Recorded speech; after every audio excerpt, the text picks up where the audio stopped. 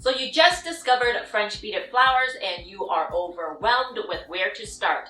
I'm going to lay it all out in today's video so that you have the foundational knowledge of what tools and materials you need, some common mistakes, troubleshooting, and several ways to string beads on wire.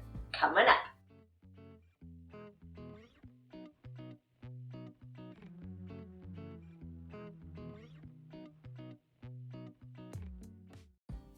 Hi my beautiful people, my name is Fen Lee, author, bead instructor, and designer here at the Bead Flora studio. Today I'm going to talk about foundations and the bare minimum you need to start making French beaded flowers. I've gone in depth on many of these topics before, but I know having too much information sometimes can be just as overwhelming. So as an absolute beginner with no prior experience, let's talk about what you need to know now. Now let's talk seed beads. What type of beads do you need for making French beaded flowers? And you can actually use any type of seed beads for making French beaded flowers. It's not picky with what type of beads you can use. Now, personally, I prefer to use the Czech preciosas or the Japanese seed beads. The Czechs come in hanks. And the Japanese seed beads, I like to use the Matsuno Dynamites, sold by Fire Mountain Gems. But you can also use Miyuki or Tohos. The Miyukis are a little bit more expensive, so I only use their size 15s. And again, you can also use the Tohos, which I have used before, but I'm just stuck in my ways, and these are the two that I prefer. Now, can you use Chinese seed beads? And the answer is yes, you can. But as I know you, many of you, and as am I, we are bead snobs. So do I recommend that you use Chinese seed beads for making French beaded flowers? No. But can you? Yes. Yes, you can. I do have this as a sample because someone wanted this. Like when I was selling flowers, someone actually wanted this specific color. They were adamant about using this specific color. So I purchased them this. And I normally would not. And looking at this, they are more like size 10 seed beads than they are size 11 seed beads. So keep in mind, if you are using the Chinese seed beads for making French beaded flowers, then just know that your flowers will be bigger just because the beads are a lot bigger. And most designers, they design with the Czech or the Japanese seed beads. And so it'll work. But just keep in mind that it's going to be a lot larger. And I'm just going to throw this aside. And also, can you use delicas? Yes. Yes, you can use delicas. But do you want to? Just look at the price of it. Just compare prices, right? With French beading, you need a lot of beads. Sometimes you will need maybe like 100 to 200 grams for a project. And if you have like a little 7-gram tube, I think this is a 7-gram tube. Like how many tubes of delicas do you need to buy? Like I said, French beading is not picky. You can use any type of beads. And you can use delicas. So if you have money to burn, go ahead. Use the delicas. But otherwise, I recommend the Czech and the Japanese seed beads. Now let's talk wires. And the wires that we use here in the United States are mainly pear wire, zebra wire, and autistic wire. Pearwire.com, Fire Mountain Gems, and beadon.com. And what all of these wires have in common are that they are copper core wires. And they are flexible, soft, and easy to work with. Traditionally, French beaded flowers have been made with galvanized steel wire, and I used that for a long time. And it gives you more of a stability to your flowers, but they tarnish really easily. So French beaters have made the transition from using galvanized steel wire to copper core wires.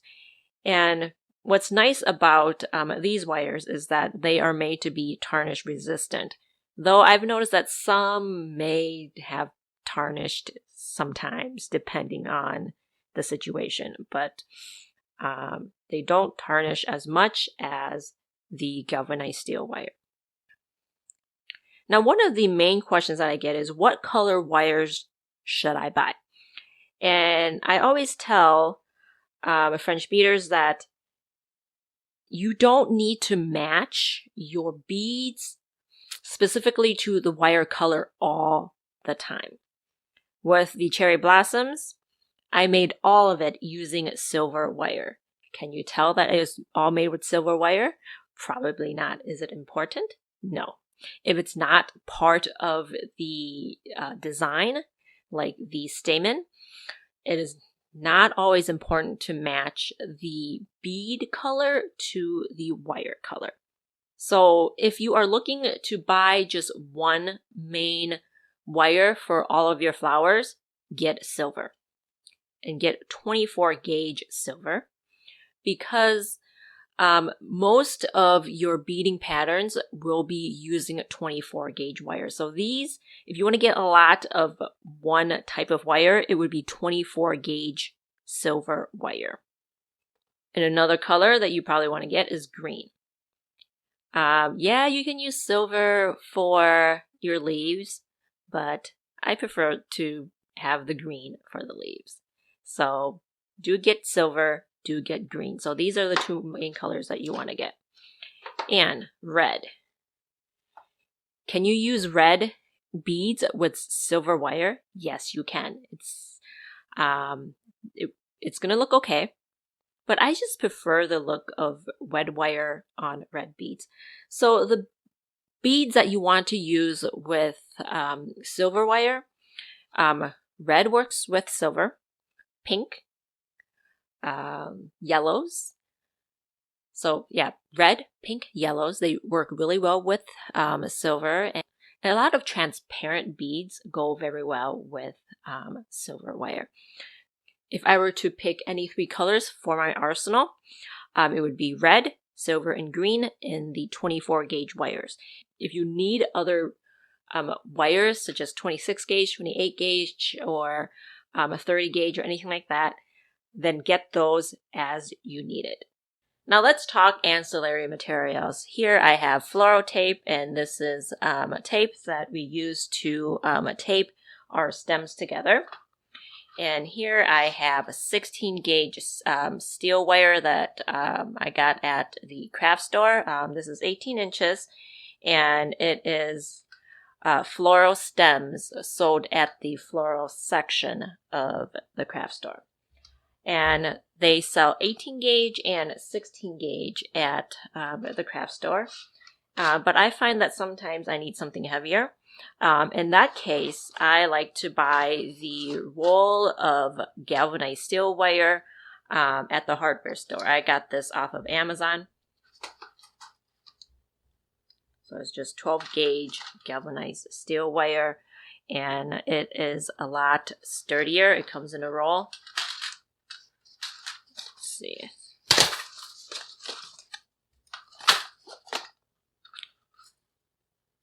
You get a lot of wire. But what you can also do is, if you don't want to go to the hardware store, you can take 2 lengths of 16 gauge stem wire and wrap it together if you want to have the same stability as the 12 gauge stem wire.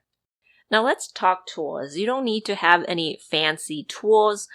These are just basic wire cutters and pliers that I got at the craft store. Nothing expensive. You can even use scissors or even a nail clipper to cut your wire. So having anything fancy for your wire is not absolutely necessary. But if you do want to splurge on one tool, I would recommend this here. It has to be this brand, the Knipix. Is that how you say it? I don't know. But my husband got this for me for cutting stem wires. And Holy moly, this thing is amazing. Okay, so you don't need a spouse to help you with cutting your stem wires anymore. Not that I had him help me before, but this just makes it a lot easier. This is the 12 gauge stem wire, right? Oh, I still need 2 hands. It's definitely a lot easier than what I was using before. Now with French beading, unless we are working with multiple colors, most of the time we're going to string the beads onto a spool of wire, and then we're going to work off of the spool. So I usually like to string just a whole bunch of beads onto the spool and then just wrap it back up if I'm not using it yet. So for example, if you're going to be beading in the car while someone else is driving, of course, you can string all of your beads onto the wire first and then bead while you're traveling. Problem number 1, springy wires and what you should do to avoid this. Now let me tell you this, I am not immune to springy wires. See, you see this here? This happened to me too. But I'm going to show you what you can do to avoid this as much as possible. I'm going to show you on a spool of silver wire here. You see that? It's starting to spring off on me. What you can do is to take off maybe a few feet of wire while holding on to it, and then put a rubber band. Everyone has rubber bands at home, you know, from buying produce or whatever. I like to save those. And just put your rubber band around it and then string your beads on to the wire here.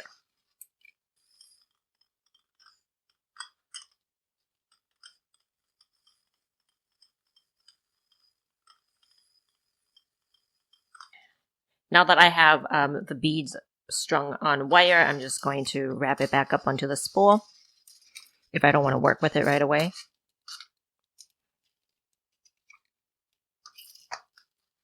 And it's mostly fine. Not all wires are springy like that, just certain colors. I noticed that the bare copper wire is fine, and the red, no problem. Another common mistake that I see in beginners is wasting wire, and you want to get the most bang for your buck for the wire that you get. The wire, it's not as expensive as, say, sterling silver wire, but you still have to pay for the wire. And if you run out during the middle of a pandemic, it's gonna hard for you to get more wire right away. So you want to be able to get the most out of the wire that you have.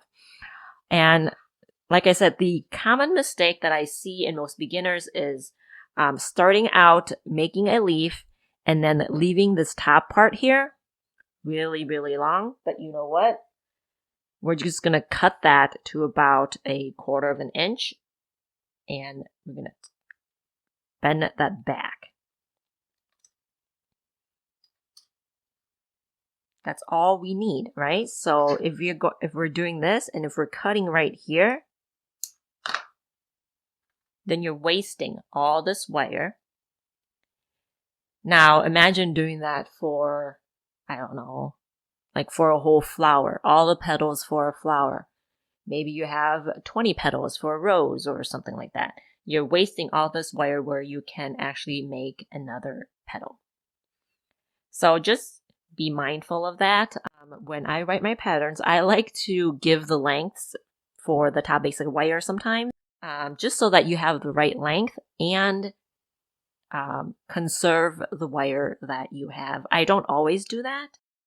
And when you get a pattern where the designer doesn't give you the length of what the wire should be, and most don't, and sometimes I don't, if it is a more advanced pattern, the student should be able to see and adjust. Then make the first one. If it's too long, then just adjust for the second and subsequent petals. Just not continue wasting wire like that. Right? So that's my little rant about conservation. Now let's talk about bead stringing. In this segment, I'm going to show you how to string beads on wire using a bead spinner. Now on the market, there are standard sizes for bead spinner. These are the larger bead spinners. And then there are the Spin and Bead Juniors. And I actually prefer the smaller bead spinner because it takes up less space. And the thing with bead spinners is that the more beads there are in the bead spinner, the easier it is to string the beads onto the wire. And for those two reasons, I prefer the smaller bead spinner, and it works just as well.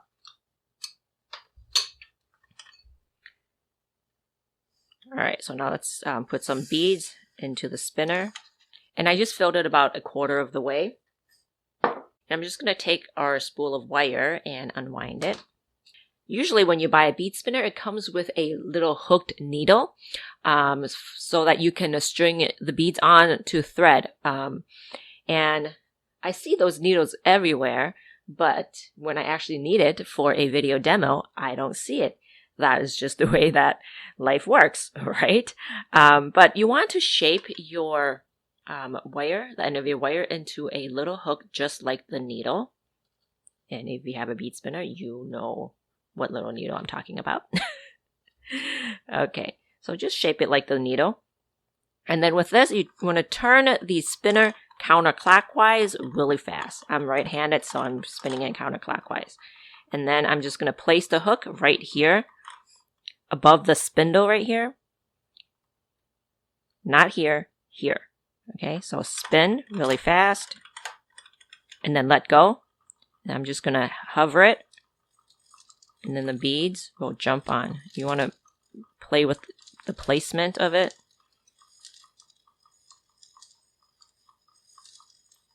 And you see the beads all flying out onto the tray.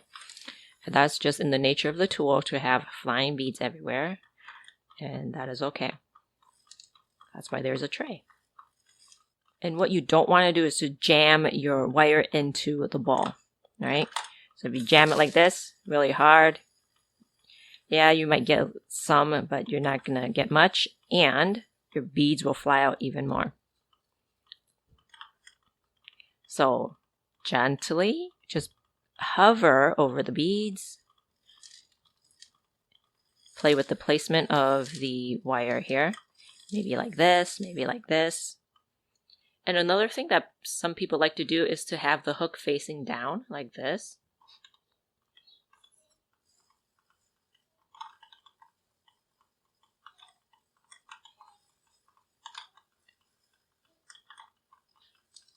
And yes, you will get beads on there, but the thing that I notice that's annoying is that the beads will from the hook will fall off. Now what you don't want to do is to have the wire facing this way because no beads will jump on, right? You just need to have them like this.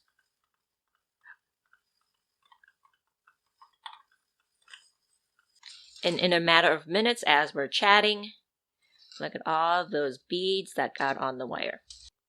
But you definitely want to get a tray for your flying beads. You're probably used to spilled beads, but maybe not flying beads. Next, I'm going to show you the scooping method of putting beads on wire, and I have this little plastic cup here. And it was just like an applesauce cup. So I do like to save like little applesauce, hummus, yogurt cups for storing my beads in. It's like an addiction. If it can hold beads, I am saving it. All right, who else? Let me know. Who else saves containers for beads? Let me know in the comments. Now we're going to make the same hook like we did for the bead spinner and tip the cup and just going to scoop the beads onto the wire. Okay, you may need to adjust it because I'm not getting much.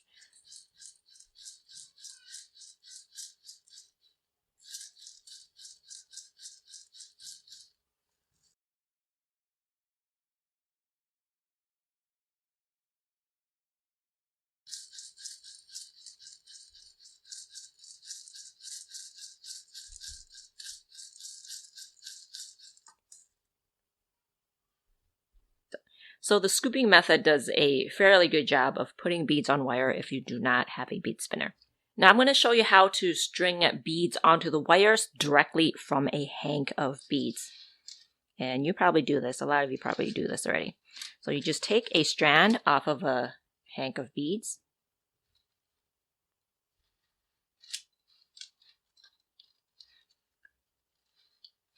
Why won't it come off for me?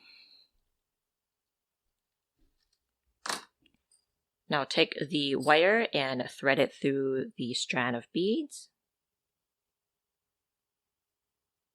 And then transfer directly on to the wire here. There you go. I actually do not prefer this method. I used to do it when I started beading, when I bought hanks. But then once I got a bead spinner, I've never looked back. I would cut this up and actually put it in the bead spinner. But I know a lot of people prefer this way of stringing beads on wire,